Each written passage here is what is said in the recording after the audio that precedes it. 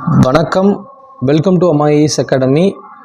தமிழ்நாடு அரசாங்கமானது சமீபத்தில் தமிழ்நாட்டின் இரண்டாவது பல்லுயிர் பாரம்பரிய தலமாக பயோடைவர்சிட்டி ஹெரிட்டேஜ் சைட்டாக திண்டுக்கல் மாவட்டத்தில் உள்ள காசம்பட்டி அந்த வீரக்கோவில் அப்படிங்கிற ஒரு இடத்தை அறிவிச்சிருக்காங்க.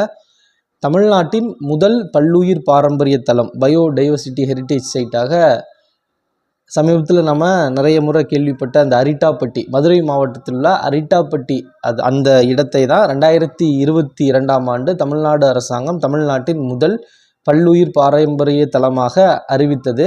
அதை தொடர்ந்து தற்போது அழகர்மலை அந்த காப்பு காடுகளுக்கு அருகில் 4.97 ஹெக்டார் பரப்பளவில் அமைந்துள்ள காசம்பட்டி அப்படிங்கிற இடத்துல அந்த வீரக்கோவில் அப்படிங்கிற அந்த புனித தோப்பை 2002ஆம் ஆண்டு உயிரியல் பன்முகத்தன்மை சட்டத்தின் கீழ் தமிழ்நாட்டின் இரண்டாவது பாரம்பரிய தலமாக அறிவித்துள்ளது.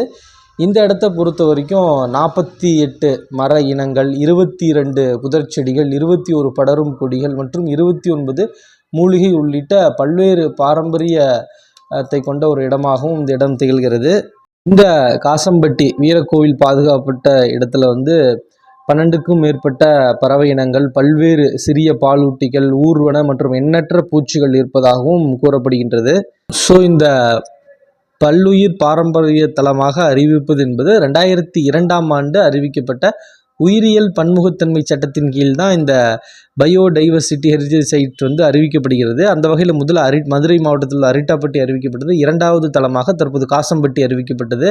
ஸோ இந்த மாதிரியாக அறிவிக்கப்படும் போது இந்த சட்டத்தின்படி பல்வேறு பல்லுயிர் பாரம்பரிய தலங்களில் அந்த சுற்றுச்சூழல் அமைப்பை பாதிக்கும் எந்த ஒரு திட்டமும் அனுமதிக்கப்படாது. அதற்காக தான் இந்த பகுதியில் பாதுகாக்கும் வண்ணம் இவ்வாறு அறிவிக்கப்படுகின்றது.